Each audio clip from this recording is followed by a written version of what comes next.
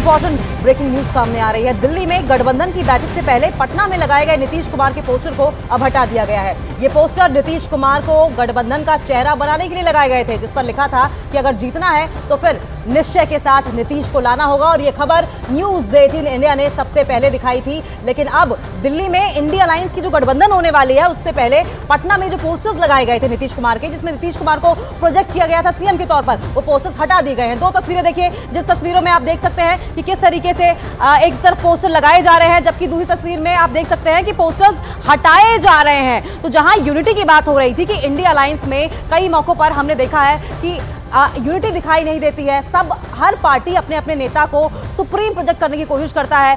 ये तमाम सवाल थे और इन्हीं सवालों के बीच में आप ये दो तस्वीरें देख रहे हैं और इन दो तस्वीरों के जरिए आप समझने की कोशिश कीजिए कि किस तरीके से पटना में नीतीश कुमार को जो पीएम के तौर पर प्रोजेक्ट किया जा रहा था, वो पोस्टर्स हटा दिए गए हैं। और न्यूज 18 इंडिया ने आपको बताया कि सबसे पहले ये खबर दिखाई थी। सीधा रुख करेंगे चंद्रमोहन का। चंद्रमोहन, जब ये पोस्टर्स अब हट रहे हैं, क्या मतलब निकाला जाए इसका?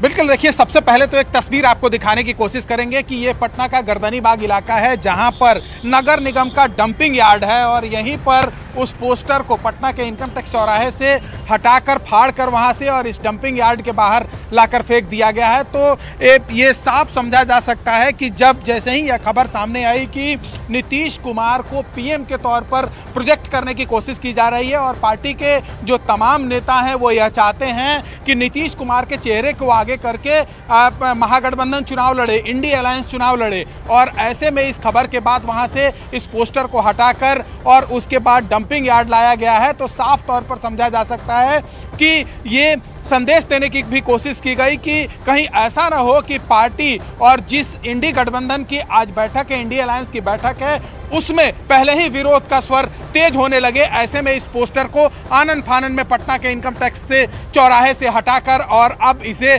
डंपिंग यार्ड में लाया गया है। यह संदेश भी देने की कोशिश की गई है, या बताने की कोशिश की गई है, या जताने की कोशिश की गई है कि पार्टी के तरफ से यह पोस्टर नहीं लगाया गया था और किसी तरह का दबाव देने की कोशिश नहीं की जा रही है। और अब सबसे बड़ी बात यह है कि जब से यह बात सामने आई थी कि नीतीश कुमार जो बीजेपी विरोधी पार्टियां हैं उसको एक मंच पर एक साथ पटना में लाए थे, जिसमें तमाम पार्टियां पटना पहुंची थी, पार्टी के वरिष्ठ नेता पटना पहुंचे थे, और उसके बाद यह आगे की रणनीति कैसे हो जिसमें प्रधानमंत्री नरेंद्र मोदी और बीजेपी का विरोध किया जा सके। लेकिन अब तक बिल्कुल चंद्रमोहन, ये तो वही हाल हो गया कि क्या हो गए देखते देखते, क्या से क्या हो गए देखते देखते। बहुत बहुत शुक्रिया आपका। लेकिन इस बीच एक और